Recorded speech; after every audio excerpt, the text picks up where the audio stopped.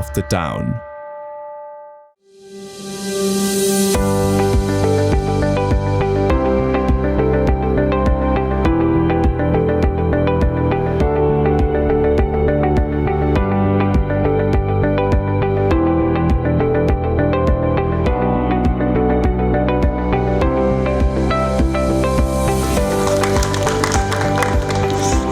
Namaskar, konnichiwa, good afternoon. I am Jagdish Kharel, a television journalist since 2 decades in MA Channel Television and the moderator of this gorgeous program, Nepal-Japan Educational Dialogue, hosted by Study in Japan Global Network Project, strong partnership with POKHARA University and Media Helpline. The theme of the program is higher education opportunity in Japan, more specifically scholarship, study environment, future career, and more.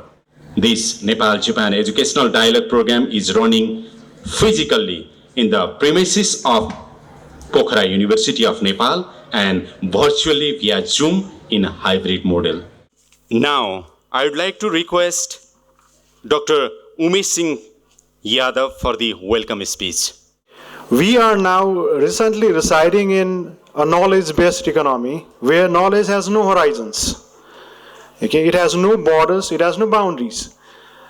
That's why you as a student and we as a faculty member have to capitalize on the extreme opportunities that is there, not only in our country, but in the global network.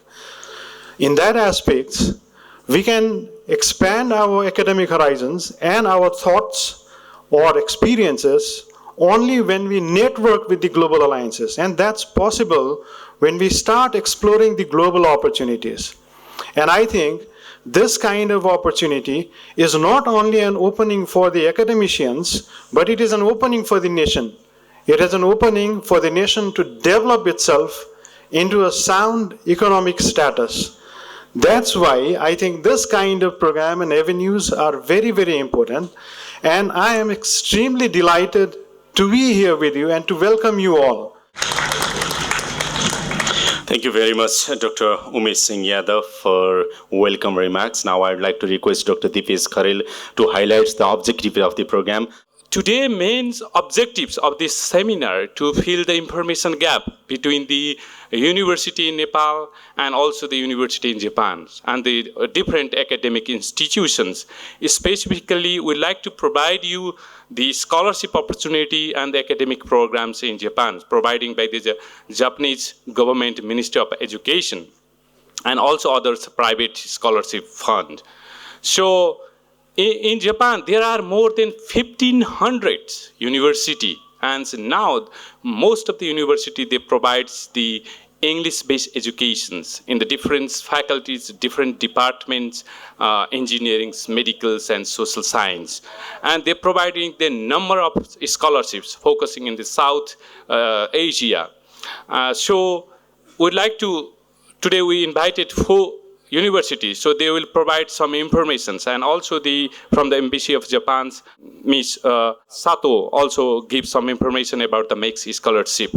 So through these seminars, we try to bring the dialogue, discussions, and share informations and exchange ideas on the higher education opportunity for the young students in Japan. Thank you very much, Dr. Dipesh. He's from the University of Tokyo, Japan. Now, I'm pleased to say you that we have video message from the Ambassador of Japan in Nepal, His Excellency Mr. Kikuta Yutaka. First of all, I'd like to express my deepest gratitude to the faculty and staff of the University of Tokyo for hosting this dialogue today. As you all know, opportunities for studying abroad have been quite limited for the past several years due to the COVID-19. The embassy has not been able to hold MEX scholarship selections, and it has also been difficult to hold Study in Japan fair like this dialogue. However, this year, the embassy has resumed the next scholarship selection, and today we're able to hold this dialogue as a hybrid of person-to-person in Nepal and online from Japan. I believe that today's dialogue will provide you with up-to-date and useful information about programs to study in Japan offered by each university and mixed scholarship program. We look forward to welcoming you in Japan in the near future. Thank you so much, Your Excellency, Mr. Kikuta Yutaka, the Ambassador of Japan in Nepal, for your remarkable speech, valuable video message. Now, I would like to begin the presentation from Rasi Maharjan. So what I learned in my 4 years is, number one, I feel that my time in university made me resilient, because learning Japanese and adapting to a new environment was a very big challenge for me. As you can see in the picture, I was asked some questions in my entrance ceremony and I was completely confused as to what was being asked. Another competency I would say is challenging spirit, working hard to gain independence, balancing all your academics, ECA, and the projects that you have can be really challenging, but it really makes you strong as an individual. Talking about the Nepali students at APU, the community is growing and the community is also known for the academic excellence. We are very successful in landing scholarships and the community there is very dedicated and hardworking. As you can see in the picture, this was from our cultural events. This is from our Dasai party that we had organized. And I think that contrary to what people think, when you go outside the country, people think that you lose your roots or you forget Nepali culture in general. But what I feel is that when you go out of your country, you stay more close to the roots, because in order to explain your friend why you put tika on your forehead in Dasai, you need to know why you do it. So it was very self-reflective for me in that area. And when you are out there representing your country, you're no longer a Nevar, Chetri, Tamang, you're known as a Nepali. Thank you very much for the beautiful presentation. Now I would like to request Dr. Pavan Bhattarai, Study Opportunity in Japan, a former student perspective. जापानमा किन पढ्न जाने भनेर मेरो हिसाबको लागेको चाहिँ मैले 4-5 वटा पोइन्ट दिन चाहन्छु। एउटा हाई क्वालिटी अफ एजुकेसन चाहिँ निकै नै हाई क्वालिटी र कटिङ एज टेक्नोलोजीमा विद्युत। तपाईहरुले यस्तो बेसिक रिसर्च गर्छ, नोबेल प्राइज पाउनु भनेको तपाईहरु सबैले के बुझ्नु पर्यो भने त्यसै नोबेल प्राइज पाइदैन। रिसर्चको लेभल चाहिँ एकदम बेसिक लेभलको रिसर्च गर्छ, धेरै फन्डिङ गर्छ। तपाईहरुले एउटा प्रोफेसरसँग बसेर त्यहाँ काम गर्न थाल्नु भयो भने फिल गर्नुहुन्छ उनीहरुले कुनै कुरा फाइन्ड आउट गर्नको लागि यति धेरै इफोर्ट लाउँछ, यति धेरै सुविधा दिन्छ एउटा स्टुडेन्टलाई। त्यो म युरोप पनि बसेर आएको हो, मैले त्यो डिफरेन्ट गर्दाखेरि जापान मेरो लागि चाहिँ टप नै हो जस्तो लाग्छ। र युनिभर्सिटी एजुकेसनको कुरा गर्नुपर्दा अघि नै मैले भने एकदमै एकाडेमिक अचिभमेन्ट गर्नुपर्ने छ तपाईलाई हाई क्वालिटीको भने चाहिँ जापान तपाईको डेस्टिनेसन हुन सक्छ। र एउटा इम्पोर्टेन्ट कुरा के हो भन्दा जापानमा हामीले बुझ्नुपर्ने चाहिँ अलि फरक तरिकाको एजुकेसन सिस्टम छ। एउटा प्रोफेसर हुन्छ, उसको अन्डरमा एउटा एसोसिएट प्रोफेसर, एउटा कन्ट्र्याक्ट विथ एसिस्टेन्ट प्रोफेसर हुन्छ र एउटा ल्याब भन्ने चलन छ। र हामीले ल्याबमा अप्लाई गरेर ल्याबको अन्तर्गत विद्यार्थीहरू हुन्छन् र एउटा प्रोफेसरको अन्तर्गत भएका ल्याबमा बसेर हामीले रिसर्च गर्नुपर्ने हुन्छ। इभन मास्टर्समा पनि थ्योरी भन्दा पनि बढी रिसर्चमा ध्यान दिइन्छ। र युरोपमा बसेर जापानमा बसेकोमा फरक के हो भन्दाखेरि जब तपाईहरु कुनै सिरियस प्रब्लममा हुनुहुन्छ युरोपियनहरुले तपाई रिफ्रेश हुनुस्, फ्यामिलीसँग जानुस्, घुम्नुस् भन्छन् भने जापानमा चाहिँ अझै हार्ड वर्क गर्नुस् अनि तपाई सफल हुनुहुन्छ भन्नुहुन्छ। That's the difference between rest of the world and the Japan. Now, I would like to request Ms. Mayuko Sato for the presentation. Max Scholarship will support students with followings: monthly allowance, which is, for example, 144,000 Japanese yen for research students for every month, and travel cost, around the airfare between Nepal and Japan, which allow you to come back to Nepal after the completion of your study, and school fees. Admission fee and tuition fee will be completely covered. Selection process is like this. For research student, it starts in May, and the embassy selection stage will finish in September. But after that, you will take the selection by the government of Japan. So the whole selection process will end in the December to January. The selection process for undergraduate and specialized training is like this. It starts in June and ends in January. Okay, and this is the number of applicants and selected students. As the table shows, the number for 2023 have not been finalized yet because they are still on the process. And we can see the number of 2023 has been dropped from the other year. This is because we have make the application requirements a bit stricter than every year, since to avoid the to prevent the COVID-19. So what we will have to see what will happen next year. Thank you very much, Ms. Mayako Sato, the Second Secretary of Embassy of Japan in Nepal, for your excellent presentation. Now I would like to request Ms. Rishi Ishida and Ms. Sarasri Dhungana. They will be focusing in their presentation on Peace and Conflict Study course in Japan, master level. Tokyo University of Foreign Studies. Your first step to explore the world starts here. Tokyo University of Foreign Studies is located in Tokyo, the capital of Japan, about 30 minutes of a train ride from downtown Tokyo. As a university specializes in language studies, the number of languages taught at this university reaches 81. Students of this university are very much interested in languages and area studies of all over the world. So once you come to this university, you will be able to meet with Japanese students who are interested in your country, your culture, and your language. We have currently 3 degree programs that are offered in English or English and Japanese. For the undergraduate, we have the School of Japan Studies. For the master's program, we have this Peace and Conflict Studies course, which we will mainly be going over today. For the doctoral program, we have the Joint Doctoral Program for Sustainability Research. Students who come to Japan as a student on a student visa will be able to work up to 28 hours a week, based on the fact that you have the working permission. The university will give the students a detailed instructions on how to get this working permission.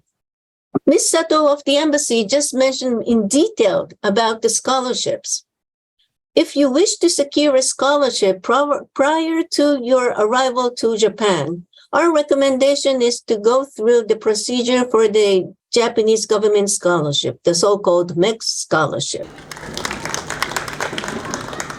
Miss Mizuho Uno, so she will just introduce the KUFS. I think it's a Kyoto University of Foreign Study. I will introduce about our university. KUFS was established in 1947.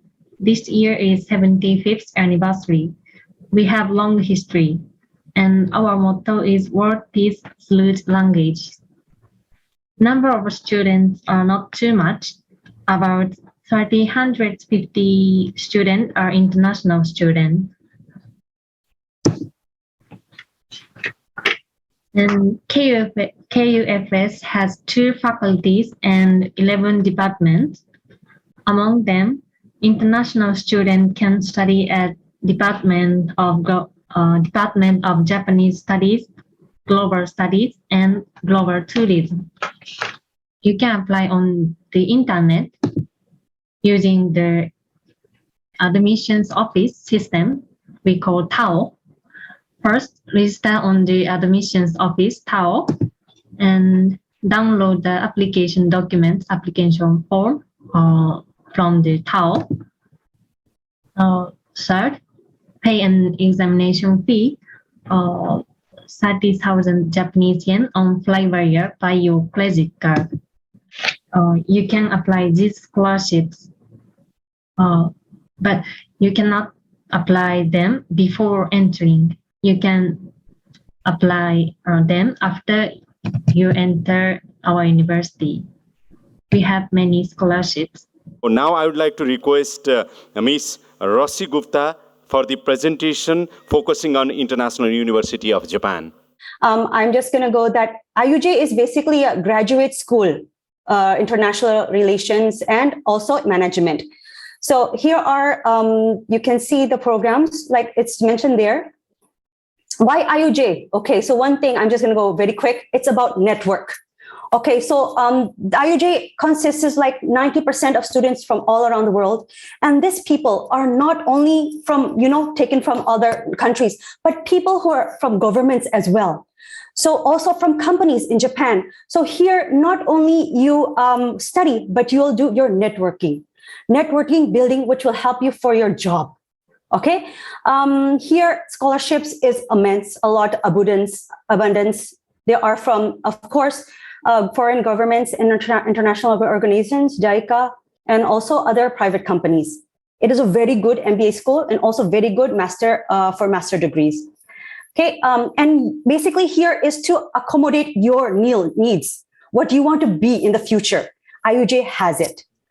Okay, and living with different kind of people around the world, it helps you, prepare you to work in the global kind of level. So if you see yourself in a global kind of stage, working all around the world, and you want to work in a Nepal government with other countries, basically this is the place you should send. Now, I would like to request Mr. Kyoshi Takeda, Kyoto University of Advanced Science, KUKS. He will be focusing his presentation, basically engineering degree in Japan in English medium. So why study in Japan? To make a long story short, Japan is the best of place for wages for engineers compared to other developed Asian countries like Hong Kong, Taiwan, China, Singapore, Malaysia. Compared to all these countries, Japan still far ahead of these countries in terms of annual wages for engineers. A bit about us, Kyoto University of Advanced Science. Kyoto University of Advanced Science, KUAS for short. It started in 1969. It's a Japanese government accredited private university located in Kyoto Prefecture, and it has 3,003 students. A small size universities, and with teachers and students ratio around 17:1. So criteria for scholarships and admissions. Number one is that we are like to have students overall strong GPA in grade 10 or 11 and 12. And also, we'd like to have students who have a good track records in physics and math, given the nature of any engineering programs throughout the world. This is the tuition cost. And next opening date for application, it will be on December 1st, just 2 weeks away. If you are really interested, you need to keep it in this mind, and you need to start organizing your necessary documents as quickly as possible. This program, Nepal-Japan Educational Dialogue, is organized by Study in Japan Global Network Project, the University of Tokyo, in a strong partnership with POKHARA University and Media Helpline. Thank you very much, all the presenters, for your wonderful, valuable, significant, and fruitful presentation. So indeed, this is really good and fruitful for the student of POKHARA University and all the stakeholders in Nepal. Now, I would like to request Dr. Khemraj Joshi. He is the former Dean of Health and Science, POKHARA University, and young scientist, to share his experience in Japan. First of all, in POKHARA University, as per my knowledge, we are 5 professors here, studied from Japan, 2 from MEST scholarship, including me and another one, and remaining 3 from private or university scholarship. Due to the Japan, I am here because I have got the MEST scholarship in Japan. I did my PhD in pharmaceutical sciences and public policy. I request my dear students, if you have any question, if you have any problem about the application of this Japanese scholarship program, particularly MEST, I will help. Though we are 5 faculties are here, we do have a lot of experiences about this one. We sure we are here, and you can come with us in different medias. And now I'd like to encourage to the student of POKHARA University to raise the question. Myself, Bina Panta from BFAM, 4th year. I have one question. For female student, is there any special opportunities, scholarship opportunities?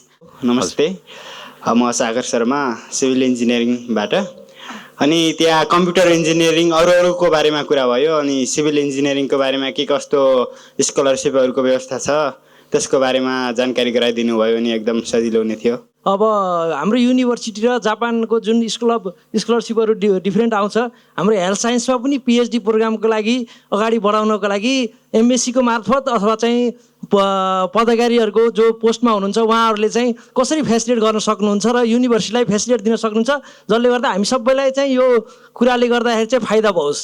नमस्ते everyone, मेरो नाम जयन्ती सुवेदी, मलाई हामी school of बिजनेसबाट हामी master of business एडमिनिस्ट्रेसनको scholar अरू further career अपर्च्युनिटीको बारेमा अलि specifically भनिदिनु हुन रिक्वेस्ट गर्न चाहन्छु। Namaste everyone.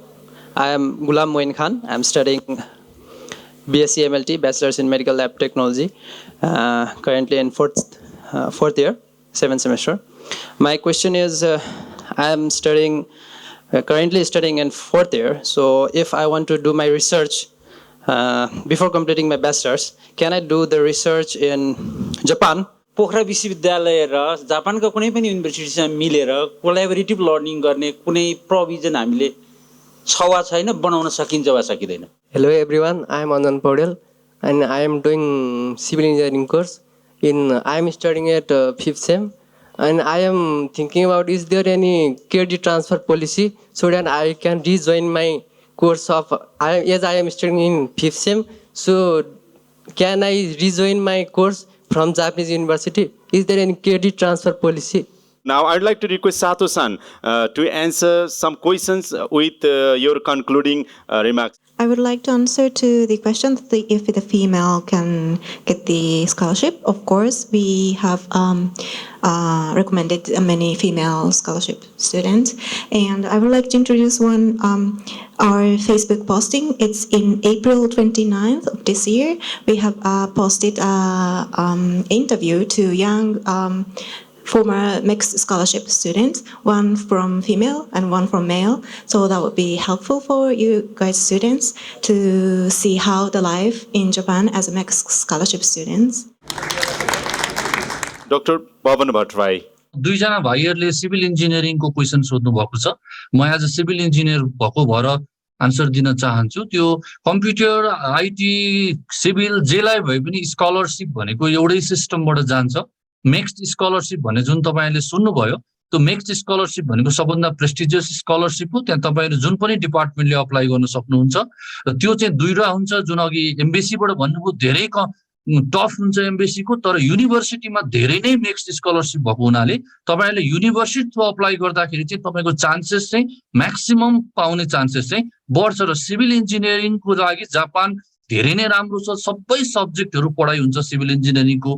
मिस सरश्री, जुनै सब्जेक्टमा इन्ट्रेस्ट भए पनि you can expand your research. So bachelor's बाट master's बाट PhD पनि जान मिल्छ. So based on your interest. Thank you very much. Once again, I would like to express my sincere thanks to all the presenter, Ms. Rashi Maharjan, Dr. Pavan Bhattrai, Ms. Mayuko Sato, Ms. Ray Isida, and Ms. Sarasri Dhungana. Likewise, Ms. Rashi Gupta, Mr. QC Takeda for your wonderful speech, and Ms. Mizuo Uno. We are in the premises of Pokhara University physically, and more than 500 students has been participating in this gorgeous program, Nepal-Japan Educational Dialogue, mostly focusing on higher education opportunity in Japan. We have Vice Chancellor of Pokhara University, Professor Dr. Prem Narayan Aryal. Now, may I request you, sir, for the keynote speech. Japan as a country has always been supportive, neighbor in various forms of our country's progress, and hope that it will extend further. I personally believe that we now live in the highly interconnected world where global reach and access have been possible because of the advent and use of several technological breakthroughs. In this scenario, one can have immense potentiality in themselves, wherever and whatever situations they are living with. The physical boundaries are not given most priorities by global communities. And above that, the sharing and collaborations of intellectual and knowledge bases from several global alliances supports one's nation for paving better economic and social well-being of their citizens and nations too. In this context, I firmly believe that this kind of event would be a great opportunity for our students and academic community not only to grab higher study opportunities in Japan, but also to find new avenues where they can integrate and prune their academic and research collaborations in order to enhance their academic and personal growth globally. Finally, I am privileged personally as well as institutionally to be here today and feel that this sort of event will assist us in familiarizing our university in the global arena and will also help both of our countries in developing strong academic collaborations that further assist us in preparing ourselves and our academic activities to broaden its knowledge horizon. Furthermore, it will help students and faculties in expanding their academic excellences in global academic fraternity, which in future could generate wider developmental possibilities in our nations. I would like to express my sincere thanks to the Honorable Vice Chancellor, Professor Dr. Prem Narayan Aryal for the keynote speech. And now we are coming to the end of the program, and I would like to express my sincere thanks to the Kazuhiro Mori, Masako Sano, and Dr. Dipesh Kharel for organizing beautiful program. Now I would like to request Mr. Kazuhiro Mori, Advisor, International Project Promotion Group, Research Promotion Department, the University of Tokyo, for the concluding remarks. I'd like to express my gratitude on behalf of the University of Tokyo to all of you for joining us for the in-person and online hybrid session Nepal-Japan Educational Dialogue on Higher Education in Japan 2022. The year commemorating the 120th anniversary of the international student exchange between Nepal and Japan. I wish to especially thank to the message from His Excellency Mr. Kikuta Yutaka, Ambassador of Japan to Nepal. We are so excited today to have so many students here at Pokhara University in the beautiful city in Nepal. We believe Japan is one of the best destinations of higher education for Nepali students to develop your academic career and professional careers. Thank you very much, Mr. Kazuhiro Mori, for the closing remarks. And thank you very much for making this event more meaningful and memorable. With this note, I would like to conclude the program. Thank you very much. Have a nice time ahead. Thank you very much.